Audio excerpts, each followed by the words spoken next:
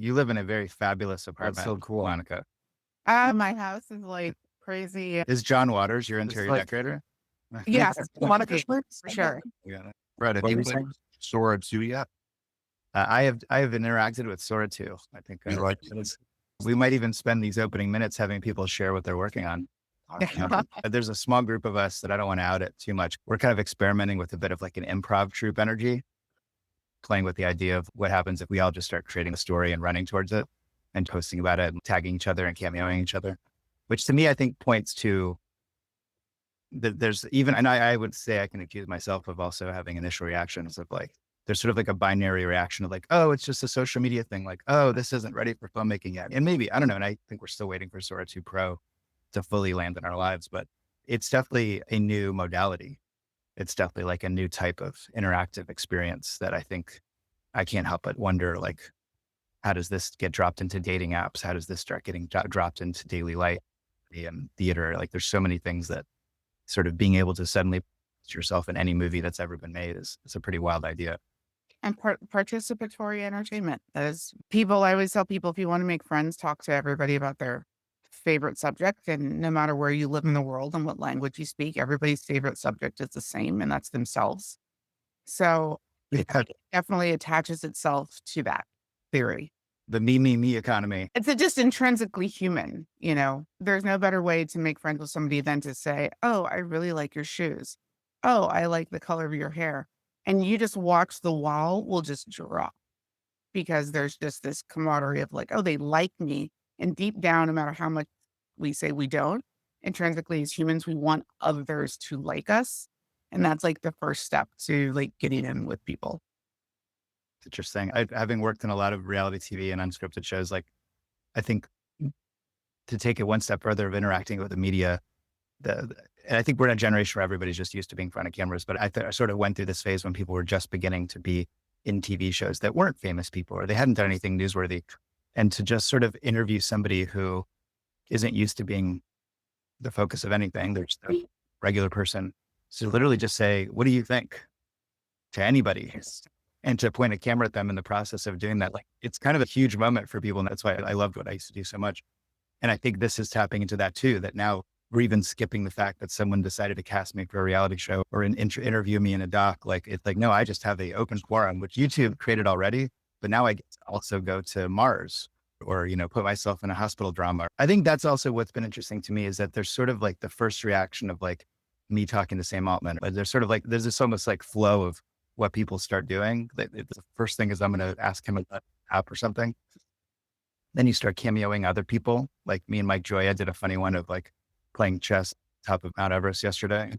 But then it's when people start making full films, right? Like when they start actually piecing these together into like a minute long, you're like, all right, this is high effort starts to look right. Like we're starting to see, you know, intentionality.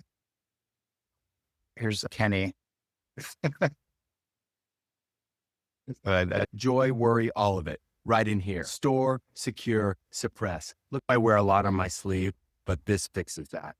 Called the Bagamo. Watch this. Yeah. We're going up market and we're going for like fantasy products that you really wish would exist, but you know, maybe we'll fundraise for Bagamo if enough people actually want it. Yeah. I mean, I think like just the world of short form is such a great and rich world and such a great history in the evolution of the media business. And I think this is a great reinvention of short form. And in a way that really was what part of what led to the golden age of cable was this more short form attention media. And it's like, it topped out in terms of like ad models. So that kind of skewed it in a different direction. But I think it feels like Sora is kind of like open source TikTok, like just go, okay, TikTok, like now go wild, now literally go wild. I think it's going to be much bigger. Like when this really takes hold, like everybody's going to use it. There's the ability to cast people is obviously the next step. Like they should have a cameo marketplace. We'll just establish a market rate. It's $1 a cameo, $10 a cameo, whatever it is. And then the market can operate from there. No one will be sad to be in the first 100 people that sold the rights to their cameos. And I think that that's where this can actually be a meaningful thing. I just have one question for the room. Like, Sora 2 via API and other platforms versus Sora 2 with Cameo within their own like, to me, the Cameo part is the magic. And like just getting access to it and neutering it and sort of sending it out through free pick and everything else. I'm like, now it's just another video model. Like it's like it's not as remarkably different without Cameo built into it. But Yeah, yeah, well, I guess we'll see. We'll see how people apply it. I'm going to guess there's the storyboard things, like the big exciting thing that they started. I do think it's interesting for us to curate what are we getting inspired by? More social media. I'm glad we're here for it, but I think it is starting to get used by creative people to do something interesting, and I think that's should be the opportunity for everybody on this call. All right, everybody, if you haven't met Monica, we are so lucky to have her here. She's a creative leader, production strategist behind some of the most ambitious generative AI campaigns in commercial and branded content.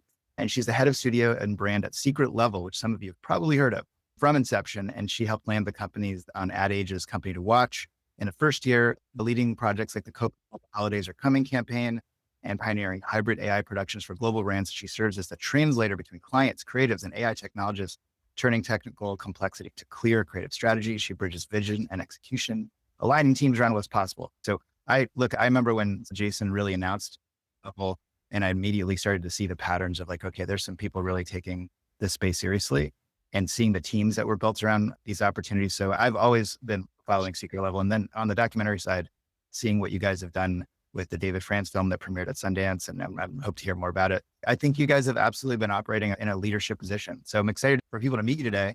I want to turn it over to you, Monica. Yeah. Thanks everybody for having me here. Lovely to meet all of you. And a lot of you I know either online or connected on LinkedIn. If we haven't connected, please connect. 'Cause I'm always looking and loving to see what you guys are doing.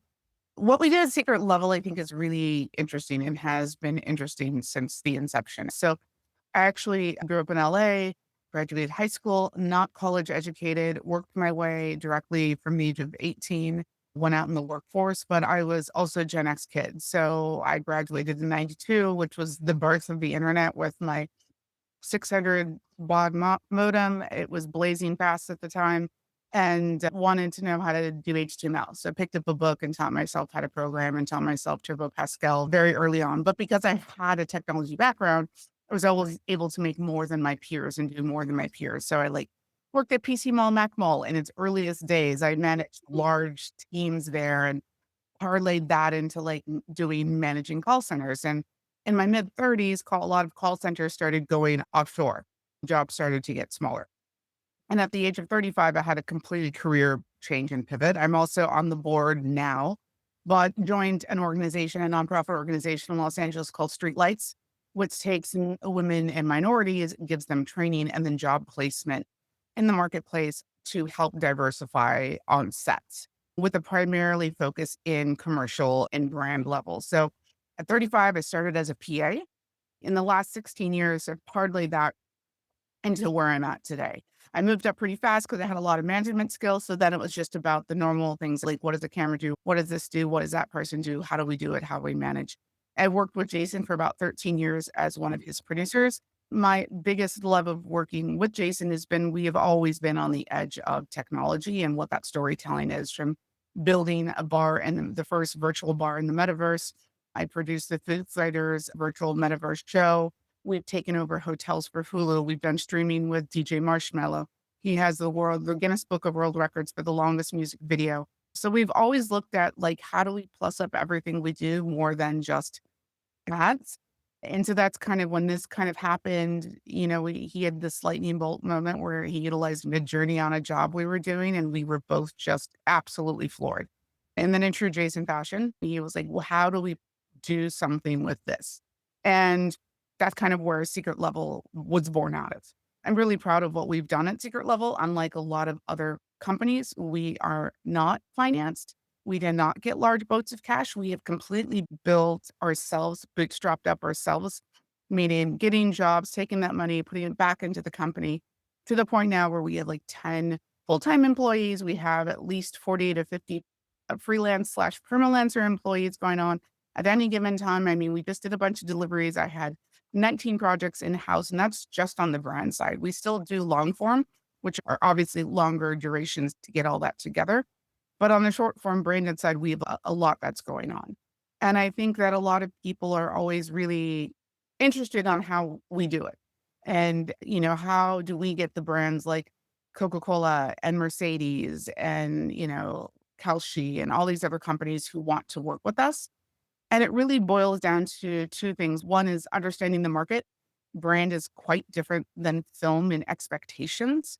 Additionally, just always being on the cutting edge of technology. I mean, it's really interesting and cool to kind of speak to a room of people who live in that space comparatively to the rooms we usually speak in because you guys get it. You're only going to be as good as the latest tech that is coming out. But at the same time, we have really made sure to focus 90% of what we do in story, which means things like we did the Holidays Are Coming campaign that came out last year, working directly with Coca-Cola. And we got a lot of polarizing hate about it because of the AI and people like, you should kill yourself, you're bad for the world. But the one comment I just like would look down and I was like, just waiting, the wheels don't move, whatever. I kept waiting for the comment that said the story sucked. And nobody ever said that. Nobody said this story sucks. Nobody said, "Oh, this is unbelievable. Like this would never happen. People, Santa would never, whatever." It was all heavily tech biased and influenced. And so even now going forward, looking at that work and going, "Oh, we are leap years beyond what that is." The story still holds up.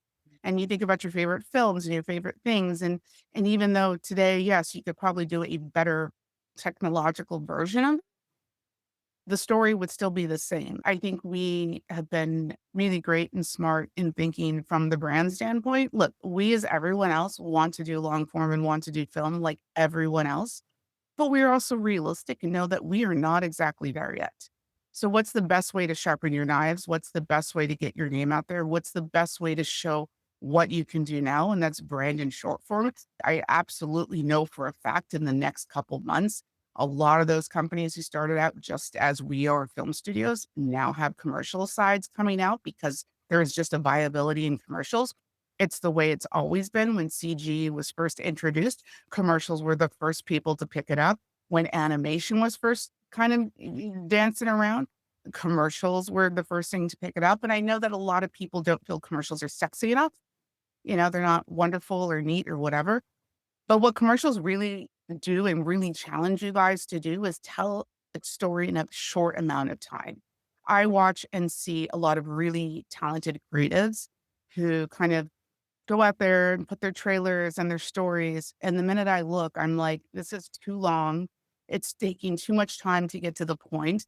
And that's because we are all kind of functioning in this very like I love every scene. How do what baby are you gonna kill? You can't. So, I think when you work in the brand format, you are forced to a 30, you're forced to a 15, you're forced to a 60.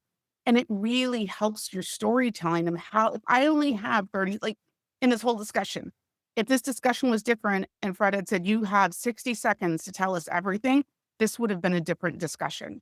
And once you start looking at your stories like compartmentalized in shorter blocks, I believe storytelling will ultimately get better. So from a brand standpoint, one of the things I see in machine cinema all the time is people asking about scheduling and budgeting and all of those things. And it's because as creators are thinking at it from a creative standpoint. For me as a producer, I look at it as a producer standpoint. What's your creative? What timeline do you need? How much feedback do you want to give us? Or how minute are you going to be?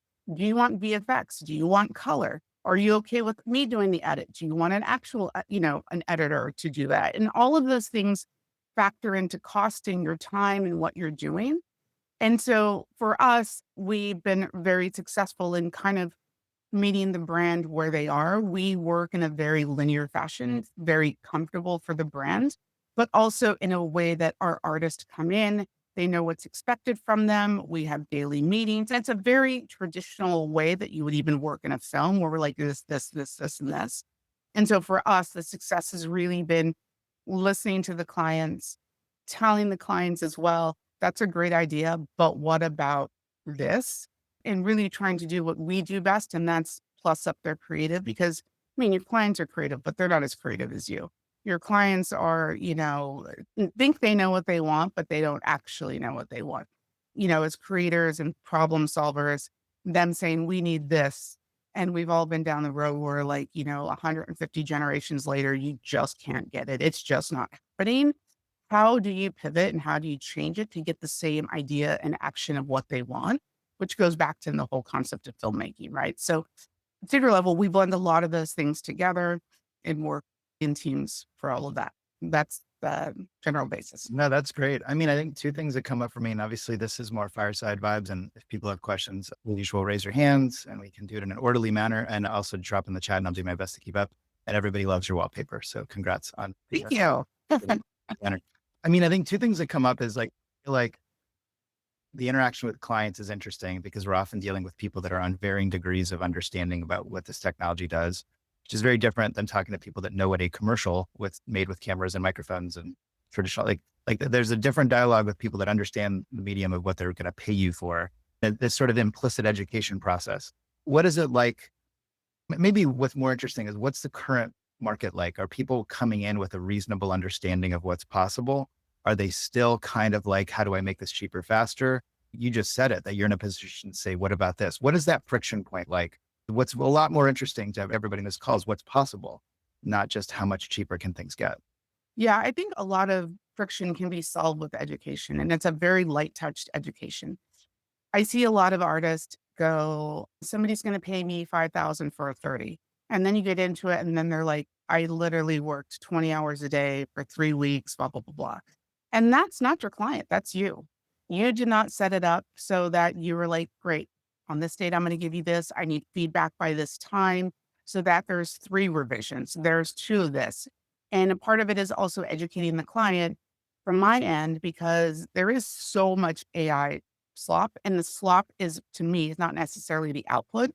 It's the conversations around, I did this in an hour. I did this with $100. I did this with $50. And so that's what they know. Even as wonderful as Sora is, all of that content is feeding into the people that are buying it, that it's quick, fast, and nobody has to pay for it. So as we're even like, we're all excited about it and we know that it's more than that. If you're a layman who's never been in that, you don't know that. We're probably the most expensive company you can work with to create branded work. And people are just astonished, like, how do you guys do it? And it's a matter of, we value our worth.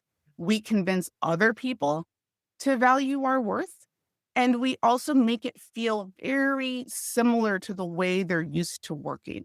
And part of that is education consistently, where I'm like, okay, so this is what's the project's going to handle. We're going to do this, then we're going to do this, then we're going to do this and this. These are the pieces where we need to lock. The conversation doesn't stop there. As we're getting to each of those markers, I'm reiterating, cool. So on Tuesday, we're going to show you just a reminder, you, stakeholders, whoever need comments, need to respond by then. We can go back and make changes. That's the beauty of AI. We can go back and make changes, but it doesn't mean that it's without cost or without time. And so, sure, we can get close to locking and your stakeholder could come in and go, oh, can you make, I don't like that character. Can you make it a different character? If you have not set it up, that character change will now require 5 more days and a couple more $1,000. You really don't have a leg to stand on. So by setting the markers, you're educating your clients of what the expectation is, and more so making sure that you're protected as artists, that you are functioning in a more clear manner. Now, there's totally times where we won't charge, like a simple lift, and we're like, yeah, we can do that. But at least we've set it up to the fact that if we need to, or we feel the ask is really huge, or it is now the 3rd ask from them, we can go back to get that. But by and far, it's education of telling them it doesn't happen that quick. And just one more thing, Fred, to add to that, because I was at a streaming media conference yesterday and I said the same thing. Cheap, fast, good. We stay away from the first 2 words. It is not cheap. We do not say what we do is cheap. What we say is, what we can do is take your now truncated budgets and make them look better. We can make your $100,000, your $200,000 look at double, triple of actually what it is. It's not trying to do the work cheaper. We're trying to elevate the funds that you have to make it look like it costs more money. And as far as the fast is concerned, I tell them, yes, it is fast. It is fast in the sense that instead of one option, I can now give you ideation. You say you want a bland office. Great. Here's 15 options for a bland option office. You can say, oh, I like number A and I like D. Could you combine the two? You still have to sign off on that lock. You still have to do that. You can't then three down the road go, oh, I want a different office without cost. But I tell them it's just the iteration and how quickly that you can respond on the front end. Post-production's new pre-production. So that you're going to see as close to what your final is in the beginning to help you make more and better educated decisions. No, I think that's great. And I love that what you're implicitly saying is, how we talk about things matters. And then I think as we on a call like this, hopefully take away inspiration, like how do we all sort of start talking about these things? I think eventually it leads to how do we all set price points too. But I think to even immediately like reinterpret words, I think that's a really good one. I see some questions coming up. I had one more question before we go, but I think super relevant to a lot of the people that might be more kind of new creators and stuff. I mean, I think about just in the span of the time you guys have been up and running, just how many careers are definitely being built off of environments like yours. Just someone like Verena was a big part of your team, and now she's at Lima. Yeah. Brian Winkham, I know, worked really closely with you guys. It's just exciting to think about how these places are also great places for growth. So when I also know that part of what you do a lot is you look for talent, and I know you're expanding even those efforts. One time we had somebody on here that was talking a lot about Laura's and how like a skill set that they look for in a great artist is like, how do you build a great Laura? Whether it's Laura's or not, what sticks out to you when you're watching or when somebody presents you a portfolio? What are things that people should think about how they're sort of asserting themselves as people that might want to work with you? I think for us, I mean, there's a lot of new people here who probably don't know that Secret Level truly is the incubator for some of the greatest artists that you've seen. Dave Clark was our first signing. So Jason mentored Dave Clark into what Dave Clark is. Davide Bianca, Verena Putum, Stefan Bonini. Verena Putum. A lot of it is we truly scout people to work with us that we can see their intrinsic value beyond what they're showing us. I can look at somebody's profile now and know that if that was just stuff they generated and slopped together and made a story, I can look at somebody's story and go, this is a horrible story, but man, they have good technical skill. That was hard to do. I know what that is. And so for us, number one in the door is like, what does the work look like? Well, how is it interesting and how is it different than everybody else's? Like, I know it's great. We all want clicks and likes and whatever, but like, I just stand out from everyone else. Do something different. Do a different story. Do a different take. Because I see the same stuff come across my desk over and over. And I have been intrinsically drawn to the people who have really phenomenal work. We probably have 4 artists in here who are known, but not like super known, at least with Secret Level, who are churning out some of the best work better than some of those artists I just named. But you would never know. But there was something in them that we saw. We brought that in and we're able to nurture it. Now, once they get in the company, I need 2 things from them. One, I can't, it's not an option. It's not an option in brand. I tried 25 times. It's not an option for me. I need you to try 50 times. I need you to try 150 times. And if you can't come to me and go, Monica, I couldn't do that. But here's another way I was thinking we could get the same effect. Or I was trying, I was tinkering. From a job standpoint or working on those things, what I really wish artists would do is treat those things like you would your own personal projects, because I have had artists that have come in and, like, give me the most minimal amount of work because they think that I don't know how long it takes to create things, tell me that they worked all day while simultaneously releasing a 2-minute fucking trailer on their socials. And I know that they spent all their and I could see the love in their trailer. I can see all the things that they did. I can see all the things that drew me to them. But when it comes to paid work, because it's not your baby, you're like, well, I'll just treat it as a job and do whatever. I think the people who've come out of Secret Level who've been successful learned that part of the business from us and then parlayed that into doing all the things that they're doing now. Like started treating everything as their baby. If they touched it, it was their baby. Started treating everything like they were a creative director versus just treating it as a hired hand. I'm going to bring up a couple of people with questions. Thank you for that. And I think that's a really great representation of what it means that you've been in this space staring at talent. Like at some point we develop our own muscle memory on what sticks out. I think that I always love deal flow. Like I just love seeing what the market's doing and to think of it, what's the market of creativity. Yeah. Like your instinct for when something sticks out is really special. And it's very interesting to see who inspires you. Luke, you had your hand up first if you want to jump in. One of the things I've realized as I'm playing around with this, working with this, and I've had a long history of working with big clients, specifically family brands, and we're now talking to them about getting some work going in AI space, about how you kind of previously went from script to storyboards to animatics, and then onwards, there's kind of a paradigm shift now because you can get these really amazing happy accidents happening with AI generation that actually enhance the story. Instead of doing this step-by-step sign-off, I found that doing stuff a little bit more iteratively and collaboratively with the AI, you can get a better, more interesting story and sometimes find more interesting ways to solve the story problems that wouldn't have been in the storyboards. I'm just wondering how you educate clients about that kind of shift, because I've been finding some resistance in that. And yeah, just what are the soft skills, maybe even an example of how you do that? I wish I could answer that, but the truth of the matter is we don't move away from what you just said. We do it absolutely that way. That is why our work is good. And I understand the iterative pieces of it, but we address the iterative pieces of it in as we're doing the fine tuning of what it is, because you still have to know what those points are you need to meet in the story. Now, it's kind of very similar to very traditional production where I would generally do like a storyboard, and then those storyboards we get on set and like the director's like, okay, this outfit, this whatever. And then we get on set and the director directs what it is. And if you've ever been on set, sometimes there's like fabulous accidents that happen. Like you go to shoot and the tree that was in the background has been cut down and now you got to like pivot and realize actually this is a much better view of what it is.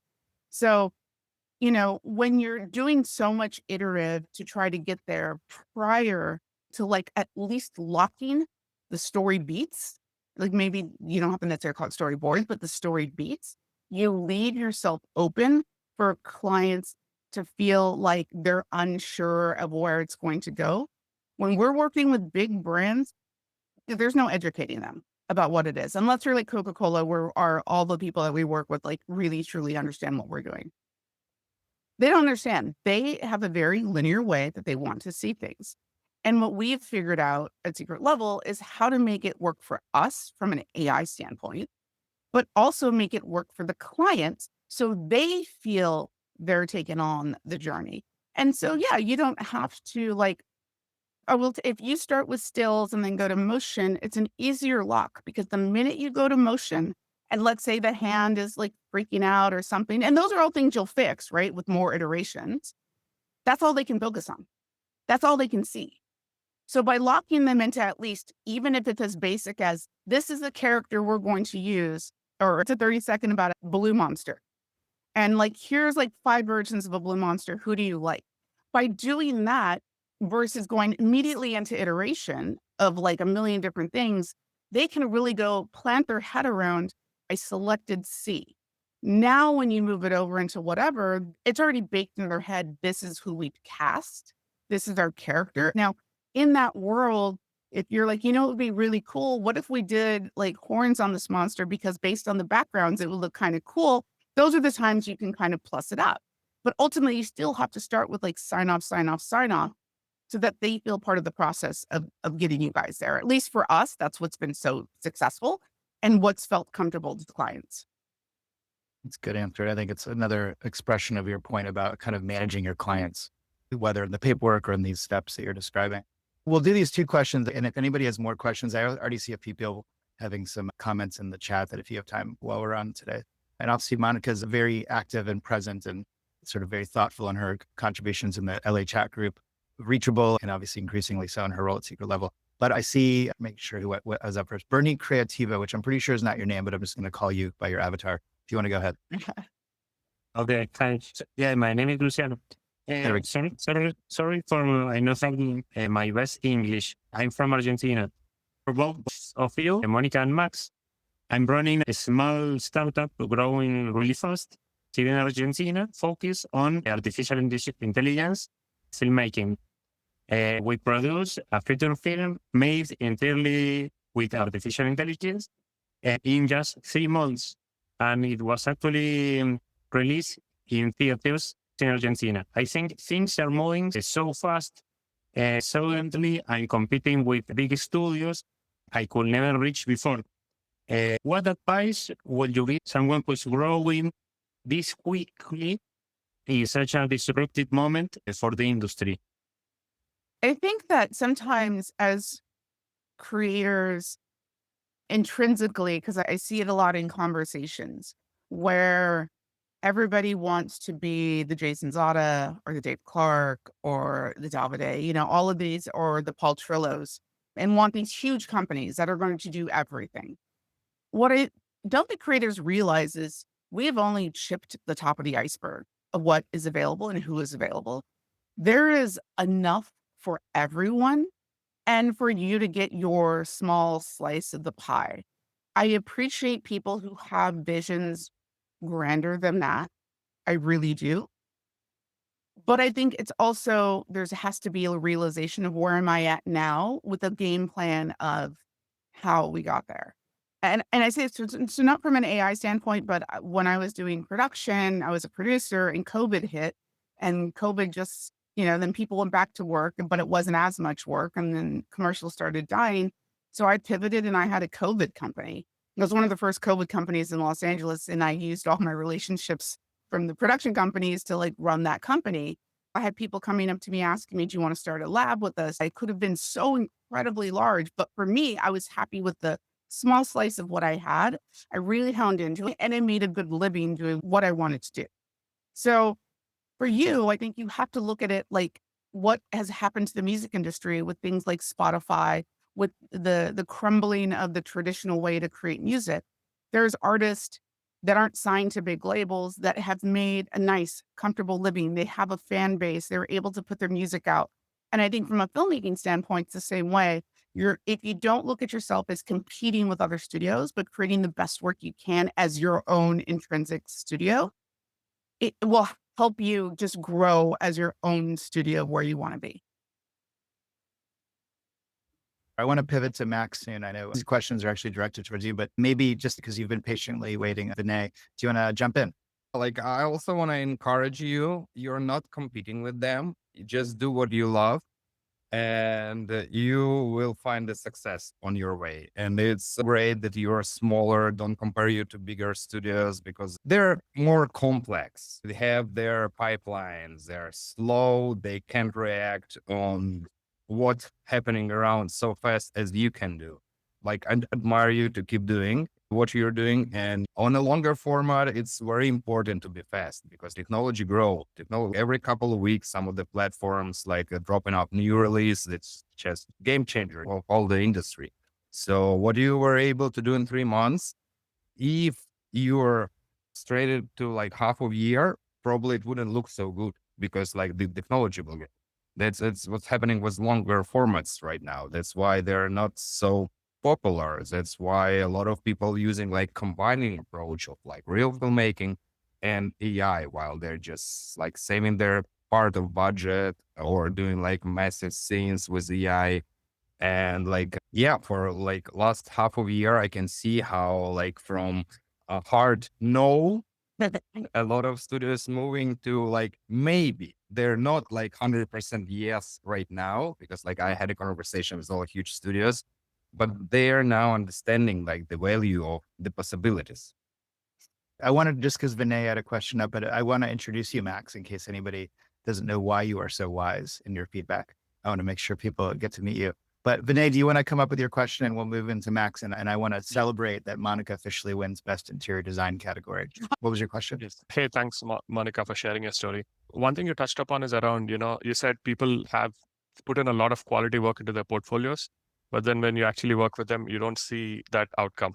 And could you share some best practices or what's the approach towards Like, how do you fix that? Do you work around the incentives? Yeah, there's two things. There's like really two creative things that I would love, since you guys are all or most of you at least creatives, that I beg of you. Number one, please stop working in a bubble. Please stop praising every single thing that you see. You can praise the effort without praising the output. If you work with peers who never tell you your stuff is not good, too long, doesn't make sense, you will never grow as an artist. Every single piece that Jason Zada has put out personally, like Anxiety for Tomorrow or any of those, he has sent to me, and I am brutal. I'm like, that's too long. That music sucks. I don't like this. What's happening here? And he's open to it. He's like, cool. Like, tell me, or he'll explain it to me. And then we talk about like, what's a better way for him to do that. He doesn't put himself like, I'm the end all be all.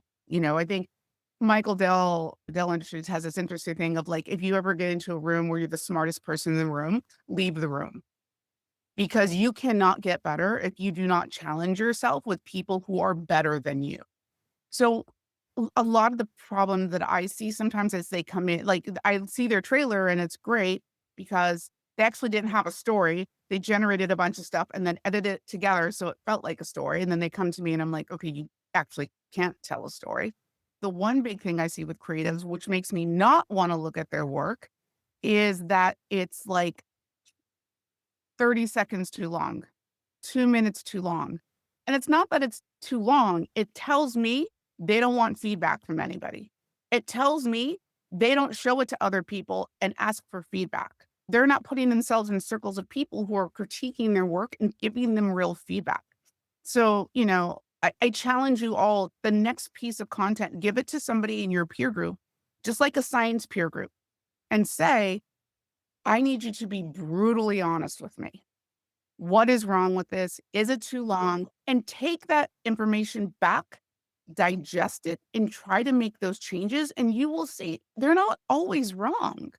And that intrinsically will make your work better. That also makes you better to work with a company like us or Promise or anyone else, because we know that we can say, I don't like this. You need to redo this. And I'm wondering who just left the chat, that they're the smartest person. Somebody might have just left.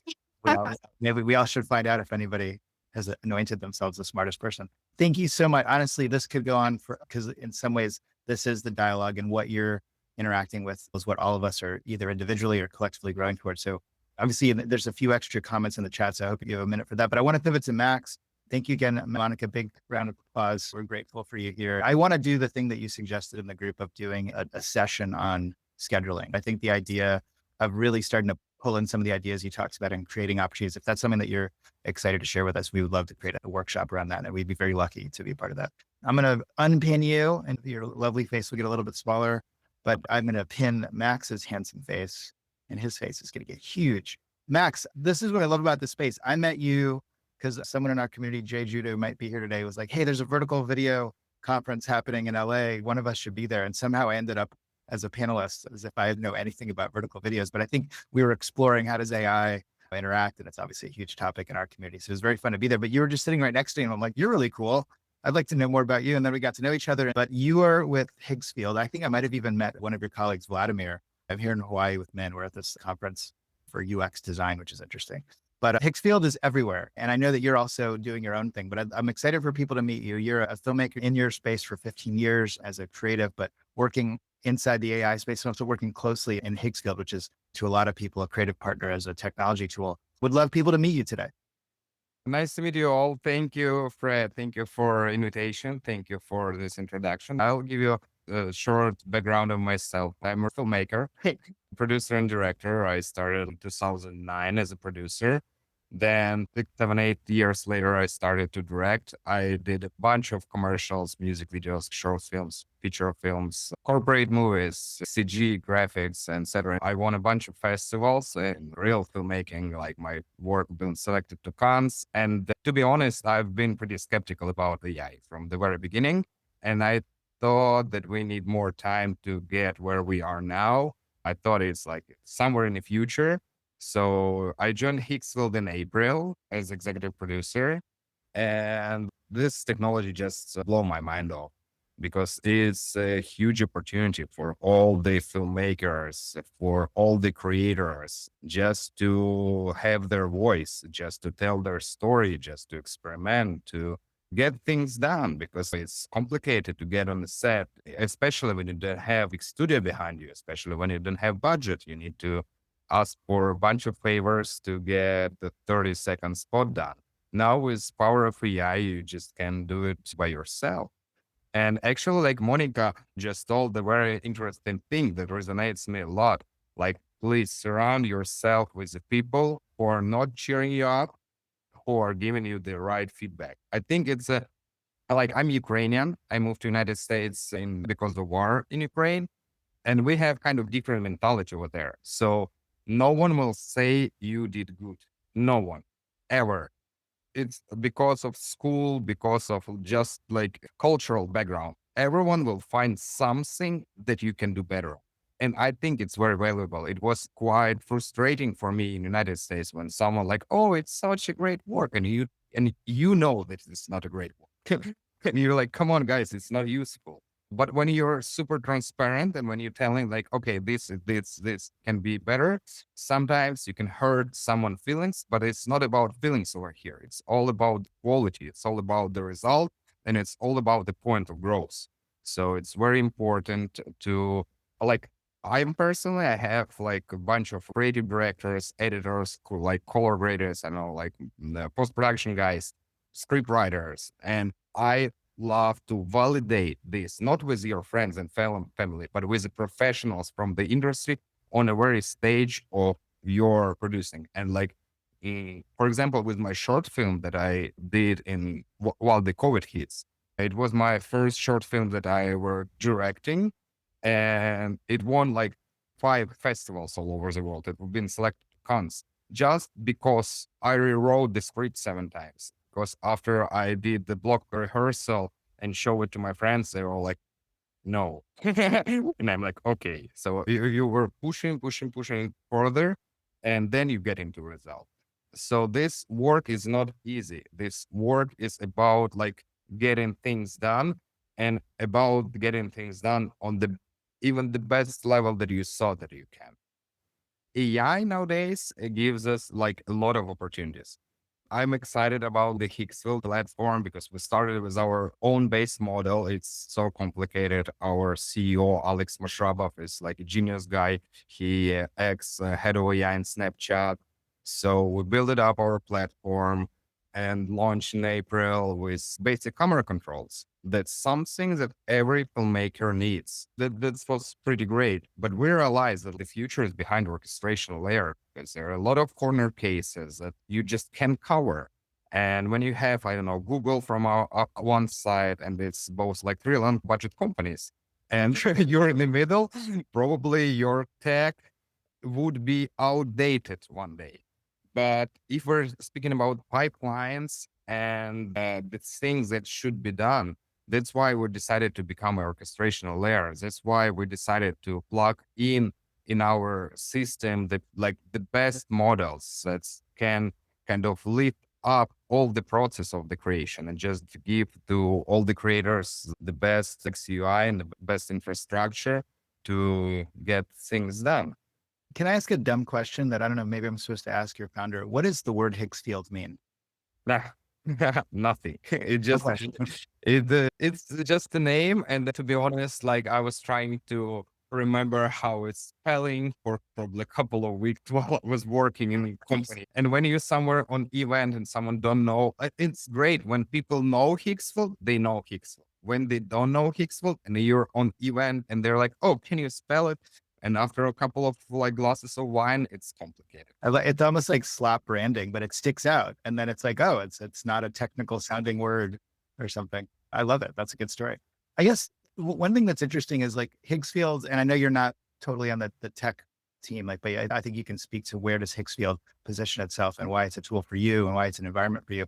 I mean, Higgs Field, as I see it, is sort of one of a handful of really smart aggregators, right? It's a dashboard that's encouraging me not to have to run around and try a bunch of different websites to do things. And I think just like FreePick is also really good at creating instant workflows that almost do some things that, which to me all points to something that underlies everything we're saying, is that we're sort of leveling up things that used to have a lot of effort on a crafts level or on a lot of effort level just to get it to be a functioning thing.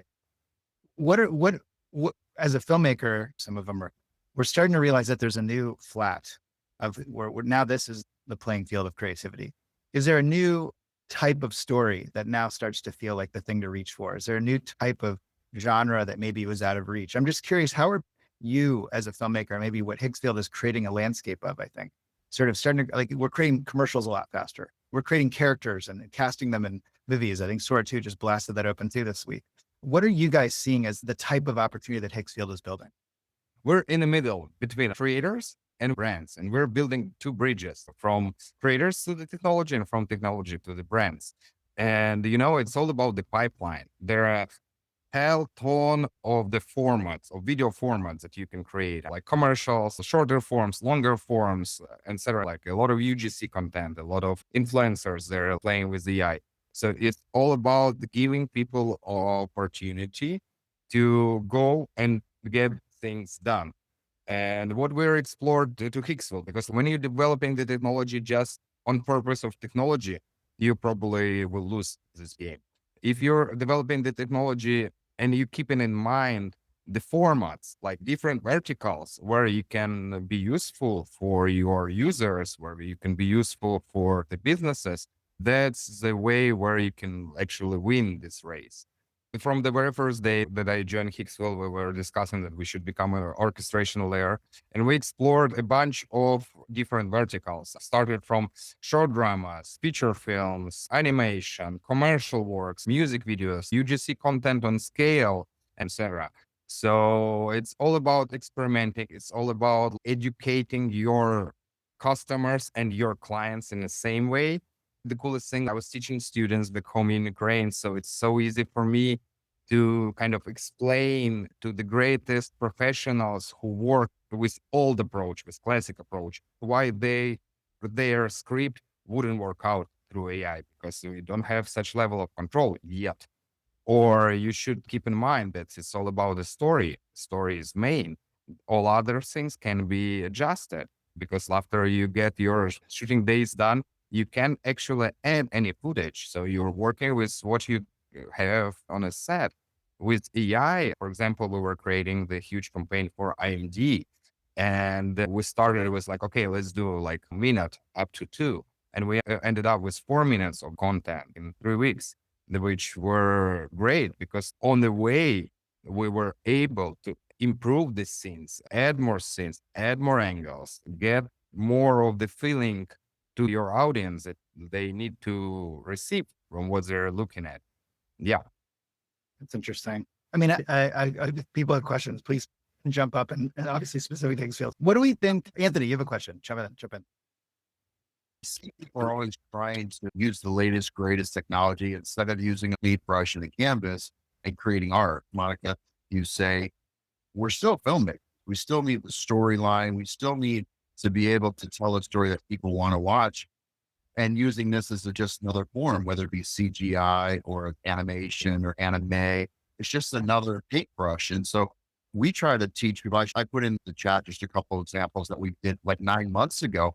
Yes, we're not the current technology with those, but I'm still raising millions of dollars with those old pitches because we're using them as teasers like we did when Monica and I used to make films, like traditionally. And so remembering we don't want to lose that we're artists. And so again, I see the race for the best technology. Are you finding that you deal with people that want, like Sora 2 thought, okay, we got to use only swords. Like, we can go all the way back to the originals if you know how to paint. So I'm just curious your thoughts on. Sorry, what's the question? Because I'm curious. Wait, where are you going with this? People are forgetting that we're supposed to be making a narrative, a story, and they're so worried about the technology that I think we're making the AI slop. We're forgetting we got to go back to traditional story. What? And know if you're finding that. I know you have festivals, Monica.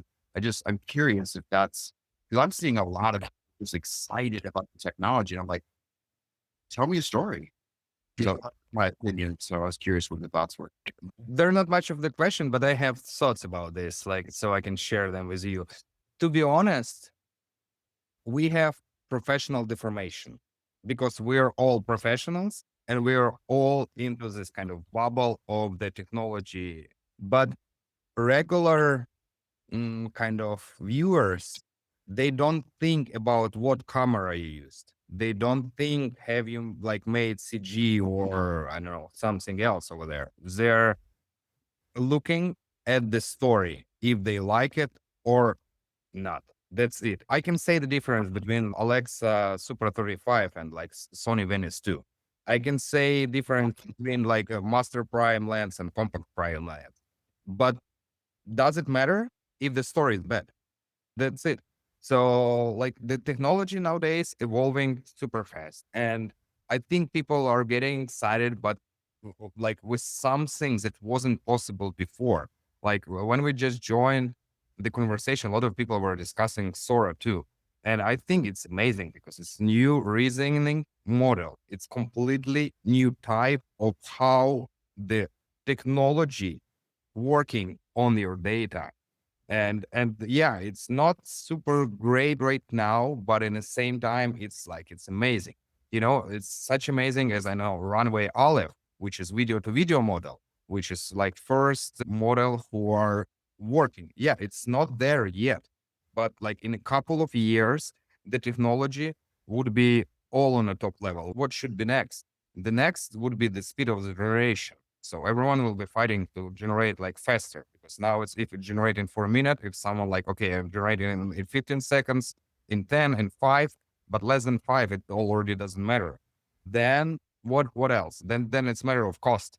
Everyone was dumping their costs. And just imagine when you have top level of the technology, when you have top level of the speed and lowest price you ever can achieve. What's next? The answer, creators, creative mind, stories. That's it.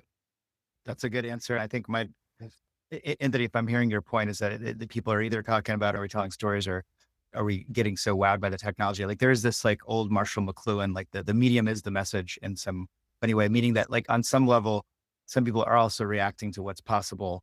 And that also informs what film you're making is my quick thought. Monica, I'm guessing you're responding to this topic. I also see that Carrie, if I'm pronouncing your name, is it Kari or Carrie?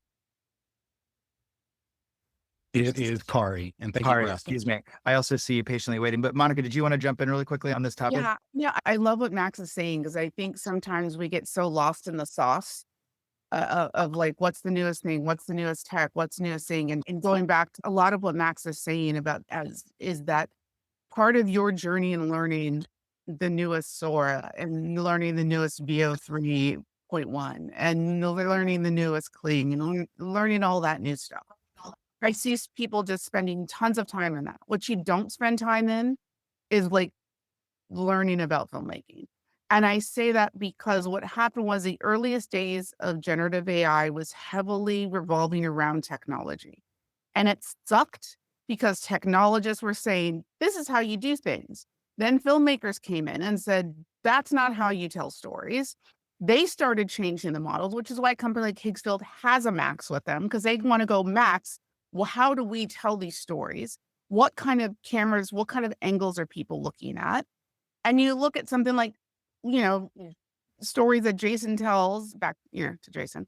The stories that Jason tells are because he understands the language of filmmaking, because that's how he's prompting. We did a thing where somebody was like, how did you get that? And Jason was like, oh, bokeh. And he's like, what's a bokeh? Understanding what the word bokeh means in filmmaking will help you. Understanding Kodak film stock will help the way you're coloring. Understanding grain, understanding cowboy, understanding recorders, understanding all that filmography from the most baseline will help your prompts look better. We all just kind of like prompt seeing whatever. But if you like look at like that's why Jason's VO prompts are like literally this long. He is describing the scene with the camera that's a 10 millimeter focal point. These tools are now designed to understand the difference between a 10 mil and a 24, or a bokeh, or a soft blur, or a rack focus, or any of that. I really encourage people to the point of, again, these tools are only going to ever be as good as your knowledge of filmmaking from the most remedial places. So spend that time to pick up a most basic book, or it's online now. You can figure it out and start using that language in your prompts, and you will be astounded about how much better everything starts looking. Amazing. Kari, you've been the most patient amongst us. If you can jump in. Awesome. Thank you. Max, I have a comment and a question. So starting off with the comment, you guys are doing awesome work. I love Higgs Field. I used it for the first time, probably at the beginning of this year for a commercial that I made. And I instantly fell in love with it because it's a lot different than the other platforms. And this brings my question up. You guys, with your branding, with your commercials, you seem to have kind of placed yourself in the niche of where the cool kids go, right? Like if I think about Runway, or if I think about a lot of these other tools, they come off as seeming very techy, but not cool, right? So, but if I look at your advertisement, you've got dancers, you guys got your K-pop thing going on right now. I got early access to your API about 2 months ago. I spoke to Daycon, and I mean, you guys are great. And so I guess the question I have is, with your branding, is that part of the plan to kind of appeal to the creator type versus other types, or is that just a coincidence? What is your thinking in regards to how you guys are positioning yourselves? Who will use our platform? The answer is creators. So that's why we're kind of supporting them, encouraging them, and like listen to them very carefully, because they are users. And you need to know, like, it's very big difference when the tech developing for the tech purposes and when the tech is developing for the real actual use cases, Right. that's about the technology. That's no sense in technology without art part behind it, without creators who supports us. That's why we're encouraging everyone. That's why we have a huge CPP. That's why we are dropping a lot of kind of challenges so people can get, I don't know, free credits, free subscriptions, and just showcase their work. We're trying to build a community because like it's impossible to create the greatest things on your own. You need the support of creative community. That's why we stand a little bit different from all this kind of without faces tech companies. We're always happy. Like I'm receiving a lot of questions like every day in my LinkedIn. I'm just, how to do this or those. And I'm always happy, to share the tutorial or something. Because if person have a question and they can find an answer and you can help them, you should, because it will make the technology better. It will make the artwork of the person better, and it will bond you. You might have just opened up Pandora's box. I'm probably going to send you some questions now, Max. Oh boy. All right. We still got about 8 minutes on today's call. I think Jonathan, your hand was up next. Thank you very much. So I have a question that's kind of in left field. I have been musing on the idea of using blockchain to notarize digital assets. And I have been talking about this for a couple of years, but I have yet to actually throw this out in a forum like this, especially for Higgs Field and for folks that are doing production in AI. Is this something that you have already deployed for yourselves, or is it on your radar and something for both copyright and to kind of notarize what you created? So that way, if it's lost in the ether, you can always trace back to it originated with us. And is that something that you guys are considering or looking at? Oh, like I had a bunch of conversation about legal part, like especially when you're talking with all big studios, the first question is not about tech, it's about legal things. And there are quite a lot of companies who are developing this stack of technology. We have a couple of partners who are, it's like there already existing system which can kind of get in the blockchain lock every your movement, so you will get the copyright on what you have done. But it's too too complex. Like, sorry, English is my third language. I'm using it like for 3 years sometimes. I'll also jump in. I almost think this is an entire Gen Talks topic, Jonathan. And actually it inspires me. A few people we've been reaching out to, I almost want to tackle this because this is a big topic to some people. Like, how do we start getting to a verification layer, whether it's an authentication layer? I'm glad you brought it up. I mean, Max, if you actually have a real answer, I just feel like this could be an hour-long conversation. I know a bunch of people who are already doing this and who have done some kind of things, but based on what we are hearing from our clients, only big companies, only on big projects requiring something like this. So it's kind of wild west over there right now. And no one think about it, I especially think if it's a it's very speculative and probably very interesting thing to see if it becomes a demand from the community, the audience, the consumers, the companies, because there's this infinity to AI. And then there's this sort of like, is there a grounding that might come with technology like that? But again, I would love to bring in a couple experts that are almost here to introduce an actual product or tool that might start to point to your conversation. Thank you, Jonathan. Alan Title, you have your hands up. Oh, you're on mute. Hi, thanks. I have a question about where you guys, as high up in the companies that you're in, see where we're going to be at in a year in terms of, or in 2 years, in terms of how things are structured in your companies. Like, how does it work? It seems like there's small groups now trying to do a lot of jobs. Seems a little bit wild, wild west. Where do you want to see it go? Where is it now? Monica, maybe you go first, because I think you're more of a kind of a fully built out company. And Max, I'm curious what you're building. Yeah, I mean, I think that, just like standard production companies, at least on the brand side, we have our standard missing pieces, Cool, Unit 9. There's all these big companies. And then below that, there's a bunch of little companies. And then below that, there's DP directors who function as a DP director themselves, and they have their few little clients of who they are. I think the beauty of what we're doing here is that there is this level leverage playing field almost across the board of what people can and can't do. And I think as far as like in the next year, what we're already seeing it now, is people kind of like the .com, where people who have no idea about generative AI think they can just start dumping money in. And with people who are in the film industry, and then those people will get a bunch of AI people together, and then it'll be successful, right? Every headline I read is somebody has a studio and somebody else has a studio. The next thing I see is a LinkedIn feed saying, we're hiring, because they really don't know how to do it, where to do it, what to do it. So I think there's a lot of real opportunity for people to figure out what their niche is here, to standardize the things that they can do. If you do want to go to a company like that, you are not just an artist. You can come in to help shape what that company is, because you understand it from a place that not a lot of people understand. There's a lot of I guess it seems very creator focused now. And I wonder how that's going to evolve, as there's a lot of cats to herd and companies get bigger and you're scaling up. And so how do you see those roles falling out? the same way it's done in just from influencers.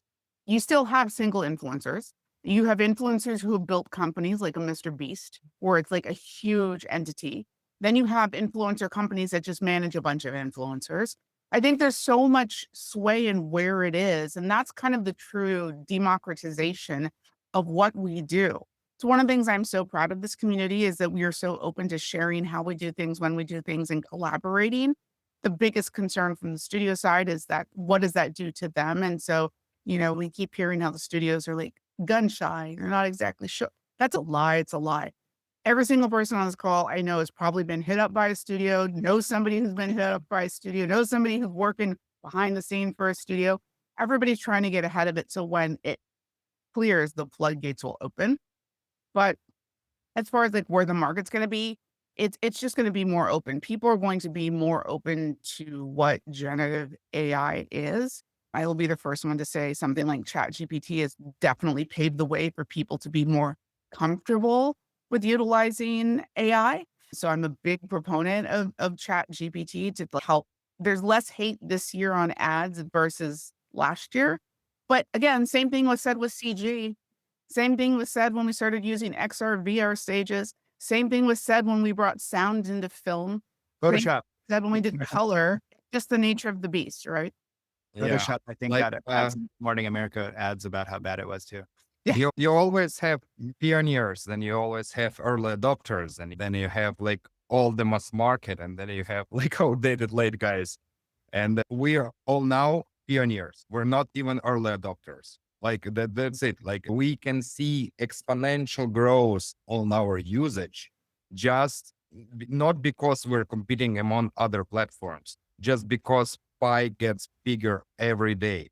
And like, I don't know, because I'm a filmmaker, I've been on a sign gear exhibition, here in LA, because I'm also curious about like all this new technology in like old filmmaking, classical, let's say classical filmmaking, And I spoke with more than 100 people over there, with professionals from the industry, and they can't name two models.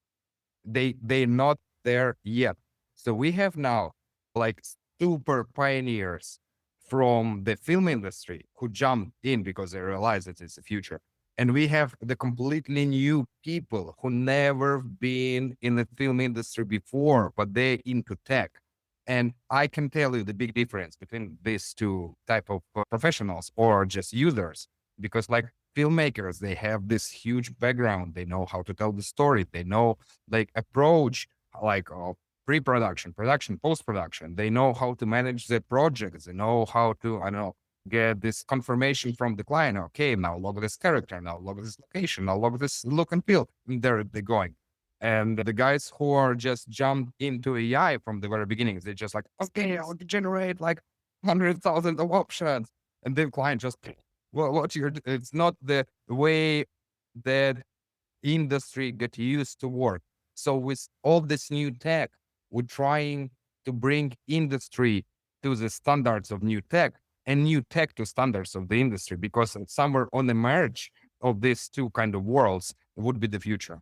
And there's an understanding of where the platforms sit. I mean, that's what I appreciate about Higgs Field and platforms like Higgs Field who've really taken a lane, right? They're like, hey, feature film, sure, maybe, but creators, here's our platform, here's our audience. And so we're going to create things for them. And it's very similar to cameras. Certain cameras are made for people who are sports photographers or documentarians, right? They want a certain look. Certain cameras are made for people who need to do, green screen or whatever, because they just do that better. So it's the same model in cameras and choices as it is in platforms. Every platform's not going to work for everything you want to do, but understanding what that platform's goal is will help you make better decisions on what to take. One of our big chats is Basecamp, because there's this sort of explorer mentality to what I think we're all doing.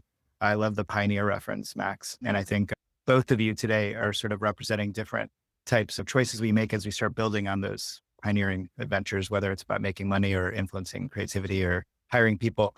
I also love the comment in the group chat that somebody was asking about niches. I think, Winston, you might have been asking about it. I think that's actually a really sharp topic too, because I think that there's sort of the types of opportunities that are emerging at places that have a first mover positioning, like Secret Level to a degree. But for new studios, maybe there are sort of specific topics. Like a good friend of mine, Max Einhorn, has his company at Jenny, and they're hyper focused on true crime recreations and historical recreations. They can do more, but that's their narrative. And I think that helps them in their efforts, arguably, and we'll see how that plays out. I mean, I want to make room for one more question. I think we're at time. I just wanted to also acknowledge I love this sort of everybody needs thicker skin thing that both of you are pointing at. I think that's kind of been I think toxic workplaces have also become a thing in Hollywood where thick skin got unusually thick and maybe a little rough for a lot of places. But I think we're in sort of this swing back that almost people got a little bit too nice to each other in the creative process. And I think we've sort of softened the ability to make each other better. So I think as we all find better language and dialogue, I think that is a good note. I think especially as we all kind of celebrate ourselves, let's also help each other get better. But Winston, I don't know if you had one last question for today before we all go. Oh, yes. So my question was about the niches. Do y'all think that AI artists should focus on like food or cars or fashions to try to like break out, or kind of be like good at everything and break out that way? It depends on what your ultimate goal is. I mean, we can go back, like, if you wanted a high-end space movie, you'd probably go James Cameron could do it. I probably wouldn't say Francis Ford Coppola, right? So there's beauty in the niche that you really polish what you want or what you do. To Fred's note about the Jenny guys, they've decided like this is kind of where we want to sit. And then therefore all of their effort can go into working what that is. Now, that's not to say that you can't do other things, but what it really does is just helps you focus on what is your thing. Like, what is the one thing that you love or you want to be known for? You can still do all the other stuff, but not giving general focus doesn't actually, to me, always build you audience. Audience comes to things that they love and they want or whatever, right? So if you can build a niche, I mean, there's certain artists out there that have like a literal niche, and I can't stand their work, but 200,000 followers on YouTube. I'm sure you guys know who I'm talking about. And he's found what that is, right? So it's not about everybody liking your work. And if we can Where's Monica? We're all just guessing. share on your feeds. But I remember early on when I worked with him, that wasn't his niche. And it was particularly a niche that he chose because he knew it was a huge audience that nobody was going after. And so he made a conscious decision to go after that niche, and it paid off huge. He did it with very methodical thinking about what it is. So when you say things like food, I don't know a single generative artist who's just focused on how good real food could be. Tabletop. Could you be a generative AI tabletop artist? There's tons of work in that. Could you create a lore of a burger and make, like, could you do that? Could that be a thing? So it just depends on, like, as you're trying to carve out pieces, knowing you can still do all the other stuff. But how do you get eyes on the work that you want to do now? And that's why I firmly believe like a niche is just so people know that's who you are and it's what your DNA is. I think we're I at have- time, and Matt said, I I'm would- going to pick up, but yeah. we're at time and we have to go. But hey, Monica, you should spark spicy pop quizzes all day long. Now, if you follow me on LinkedIn, I do not shy. I want to give you last words too, but I just want to thank everybody. Max, what was your comment to that? Yeah, like I have a little bit different like opinion, which is not kind of against, but it's all about mentality here in United States. And I can compare with Europe, with like, especially in A-level production, everyone love to have someone who really focused on what you're doing. You're doing cars, you're doing food, you're doing baby wipes, and that's for all your life. But as to me, as a filmmaker, if you know how to tell a story, you can tell a story.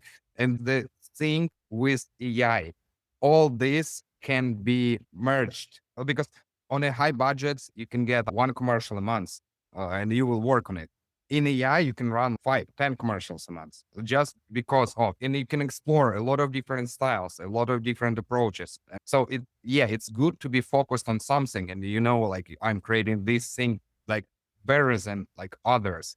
But in the same time, this knowledge can help you to achieve all other things. Like, I think in my previous life, I was at a management company and I saw a lot of really high level managers at Anonymous. And I think it's a pretty good note that whether it's a niche or your voice, it's another way of saying like at some point you're making yourself stand out in a creative crowd. And I think we have this embarrassment of riches of AI technology that suddenly makes a million things possible. And that either becomes a whole bunch of volume business for somebody that somehow seizes all of those opportunities. Or if you're competing, my humble advice is also like you have an opportunity to make yourself stand out by who you are and what is uniquely you. And that may be smaller, but it'll be more true and more authentic. And that I think probably has longer term value. Monica, we've been so excited to finally have you on here. We're so grateful you joined our community in LA and everybody is learning from you. And we're thrilled to see the continued growth in Secret Level. And Max, I'm so glad I got to bump into you. I think you and I live close to each other. So I hope we do get to get that burrito. I'm super excited about getting closer to what you guys are building at Higgs Field. All of us are. Maybe we get to do an event together. We'll figure that out. Lots of really good stuff coming up. I know a lot of people are Infinity today. I can't wait to hear about what people are taking home from that experience. We have a couple big events in LA. We're doing an impact jam that a few of us are organizing. Also, some of us for Tech Week, we're going to be at Dustin Hollywood's event on the 18th. We're working with Aisha Denise, a classical pianist, and we're making a music video with her, which is really cool. And we also have another event with Luma next Wednesday. Please hit us up if you guys have ideas for events you want to do, ideas for Gen Talks. We're always open to ideas. Like blockchain sounds like a great subject area, Jonathan, and we're going to try to build towards that. But thanks everybody always for showing up. Thanks for our guests today, and we will see you guys next week. thank you. Yeah. Bye bye.